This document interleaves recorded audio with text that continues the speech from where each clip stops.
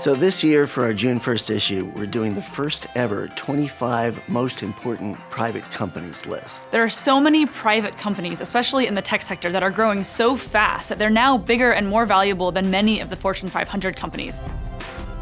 This year, we've seen one of the major benefits of being a private company. We've had a really roller coaster year on the market. These companies can sort of step back and really not play that game. They can kind of go about their business very quietly. They don't have to worry about answering shareholders. And I think we're seeing that they're benefiting from that. There's a real opportunity there. We looked at three main factors in picking the companies for the list. Number one is simply sales. Number two is financial importance. Those are companies like Fidelity and Vanguard.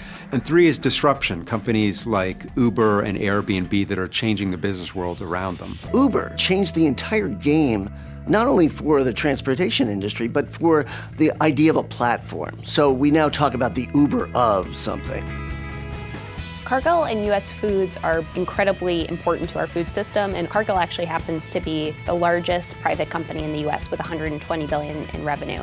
And US Foods is the second biggest food service distributor behind Sysco, which also means that probably if you ate something today in a cafeteria or a school, it was very likely touched by US Foods. Bechtel is a company that over the past century has completely changed the earth. The Hoover Dam, or building a subway under the sands of Riyadh, Saudi Arabia. We even included a venture capital firm that has invested in and nurtured some of the fastest growing private companies around.